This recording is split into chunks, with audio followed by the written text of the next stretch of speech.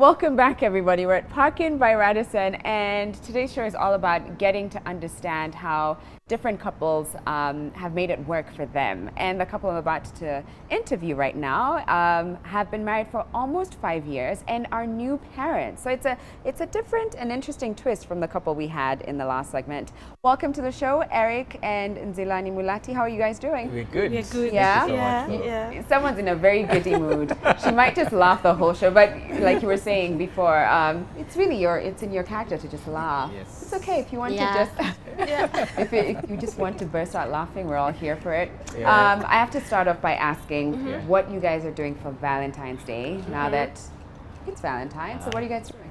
Okay, so for us, Valentine's, it's okay to celebrate Valentine's. Yeah. Though for us, even before we got married, we made an agreement to consistently love each other every single day. Yeah. So on top of celebrating Valentine's, for us as a couple, we express and be gentle and love each other every single day. Yeah. Yeah. Actually, it's so interesting what he's saying, because for us, one of the things we've learned over the years and has just been together is that Valentine's is not a day, because sometimes we just give it so much hype, and then what happens to the rest of the years, the rest of the months, the rest of the days. So what we've done, and of course he's been amazing in leading us in that, is just being intentional to love each other and just do those acts of kindness every other time. Not just waiting for Valentine's or February, but every time just understanding and knowing that you're a gift from above, and just enjoying the marriage and having those random surprises and just giving each other love. And I hear you and agree 100%. And so we have a term for it. We call it otherness. So every so often, every moment, we try not to think about self, but more importantly, I think about what can I do for her, what are her needs, physical needs, emotional needs, and I try meet her needs, and it works for us. So tell me, how did you two meet? Tell me your love story. How did you come into each other's paths? Okay, so we actually met in church. So we were serving in the same ministry, a discipleship ministry. So I was just busy doing my thing. Then he was also busy serving the Lord. Amen. And then he saw me. Then he approached me, asked me out on a date, and so we went on our first date. It was amazing. I was literally really comfortable around him, and the same. And then from there, that was the rest is history. So actually now, after we went out, that was on a Thursday. On Sunday, he asked me out with the intention of marrying me. He was like, you know what? I want this for the long haul. Right. Can we do this? I was surprised, and of course I was also intrigued, because I knew this is a man who knows what he wants. Right. Yeah, so... Is that the same story? Because I find sometimes couples are like, that's not how I saw it. That's the same story. Yeah. Though for me, I think I asked her out earlier than she thought I did. So it's not the same story. That wasn't your first date. But what I knew when I saw her, for me, I had this conviction, and I knew that she's the one. So when I was pursuing her and courting her, we were very clear that this is for the long haul. Right. And so we were careful to put the right foundation in our relationship, which has led to a very enjoyable marriage for us now. 5 years strong. That's beautiful. So what have you learned about communication? Because that's really one of the key pillars in any union. First of all, the power of agreement. So we need to be on the same page. It's something we have worked on and we consistently continue to pursue, such that if there's something we want to pursue, we have to sit, talk about it, find clarity, and be on the same team. Actually, we usually say we are on the same team.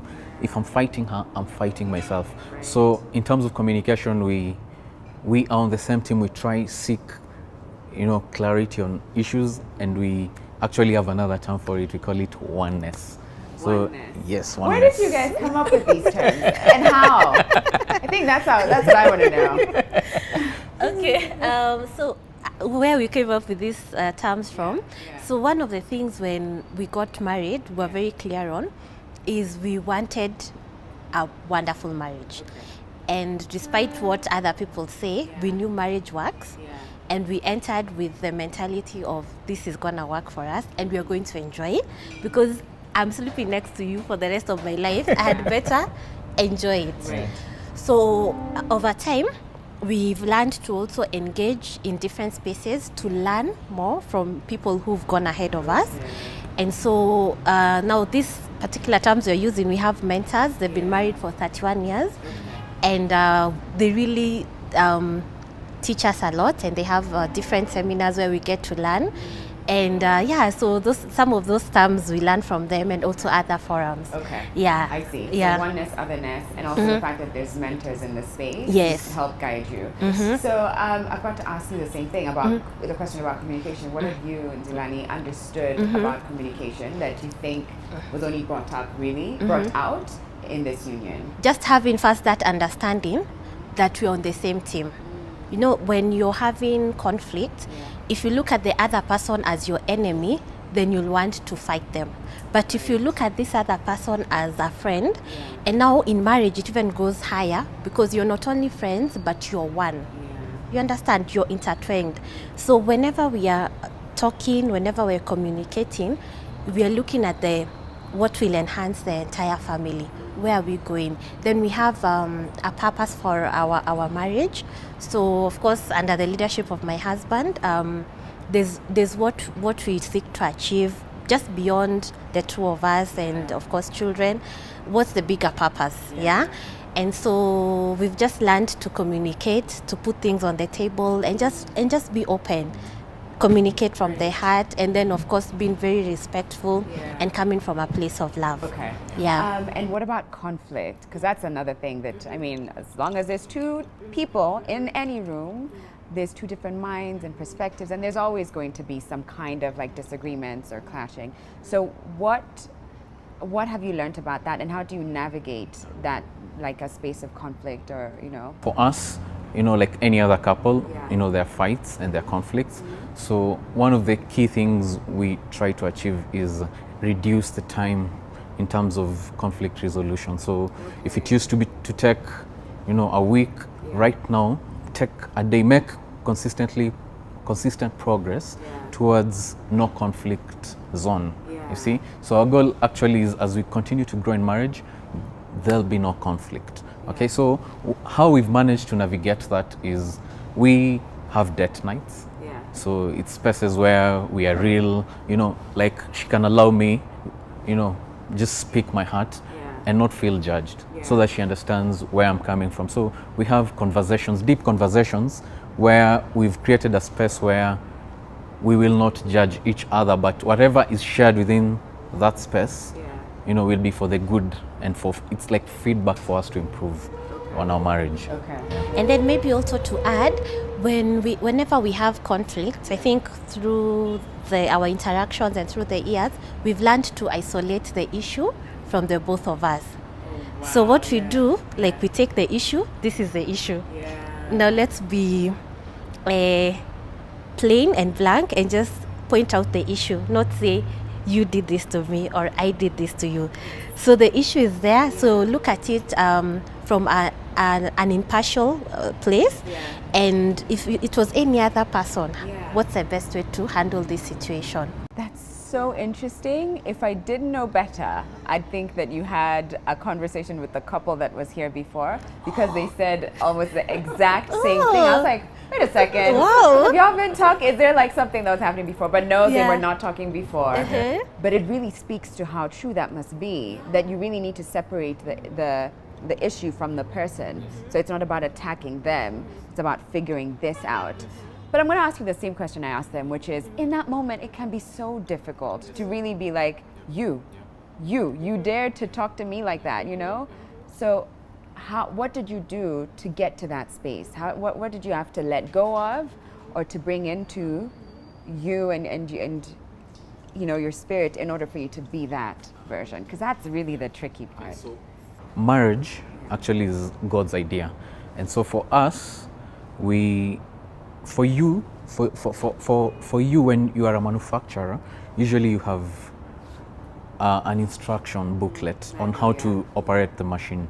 So marriage is God's intention. So we have a blueprint on how to operate on a marriage, and one of the best examples actually for us to paint a best picture is Christ. You see, Christ loved the church and he died for it. So as a man, I'm the one who is instructed to love. And so loving means I die to self. So it means as a man I have to offer leadership, and I have to be the one who puts down the selfishness, so that for her sake. So I'm selfless. And so when I take that approach, every time I found whenever I do that, I get more benefits than if I was hard-headed and I said things have to go my way. Right. Okay. So how you have a 3-month-old, right? New parents. How has that changed the game? Has it changed anything? Is everything still the same, or has it just thrown something different into the mix? Okay, so of course, with the new child, there's been adjustments. And then one of the things I'd say we've learned over the years, and that has really worked for us, is the power of agreement. Yeah, so whenever we get into whichever space we are getting into, we agree beforehand, this is how it's gonna go. Yeah, so during our pregnancy journey and just having our child, we had agreement. We were like, this is how it's gonna go. So we said, first, I won't have morning sickness. I won't have... What do you mean? I never had morning sickness. Wait, but you said that you won't have? Yes. There's power in agreement, yeah? And there's power in conviction. So we had that conviction and we said, this is how it's gonna go. Yeah? But I have questions about... Yeah. You can ask. it's so now, like, I mean, but... And it really, like... Yes. You said I'm not going to have more. She actually, and it's me as a man understanding the authority that God has given me. Everything, what I've noticed is everything I speak over her, she's actually my reflection, and everything I speak over her, it manifests. So when you got pregnant, one of the things we said is she will not have morning sickness. She will not experience all those things. She will not have labor in childbirth, and everything happened. Right. You know why I'm laughing is because I'm so mad that I didn't hear this before I got pregnant, because maybe that would have worked for me. I had everything you're talking about, like morning sickness. And I'm just like, wait a second, but I do believe that there is power in the mind, that the mind really has that power. And that a lot of times we just don't look to harness it. Interesting. Oh, beautiful. So I guess you're already speaking to existence, how this child will bring you closer together more than anything. And we are seeing everything we're speaking come to manifestation. Really, so it starts with here. Yeah. You decide, you focus. Exactly. And you try and harness that power. And then on top of that, you see children they're a joy, they're a blessing. So we just said, you know what, this joy, this blessing won't come to disrupt our lives in a bad way. They'll come to enhance our lives. So we had that understanding and we said, you know what, she'll be a joy. Yeah, we love her, we'll affirm her, and she'll be a joy to be around. And then we actually said she'll be sleeping. And it's happening. You were saying before, you were telling me before we started filming that she sleeps sound throughout the night. That's beautiful. So my last question to you would be, how does love show up for you? What is love? How would you describe it? What have you learned about it in the 5 years of marriage? Love is actually, what we described earlier as otherness. So for me, it is to kill selfishness and be more selfless towards her. And so when I do that, I have more benefits in my marriage. The level of conflicts goes down, and she actually feels the love from me. Right. Wow. Right. Yeah. Zilani's like, wow, I did good with this one. Yeah, I did good. Okay. What about you, Zilani? For me, I'll just say love. First of all, love is not a feeling. Yeah, love is a decision. And I'll just go back to 1 Corinthians 13. Whenever I think of love, that's what I think about. Yeah, love is patient, love is kind, it's not rude, it's not self-seeking, all that, which he's summed up very well as otherness. So in an instance whereby I say, actually now we are more reflective. I'm actually more reflective. When I tell my husband I love you, do I really mean it? Do I mean that I'm patient with you? If I need him to do for me something right now, will I be patient?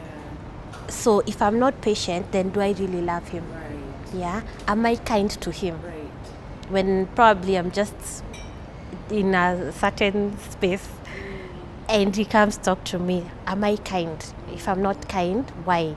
Am I operating from selfishness, or am I thinking about him?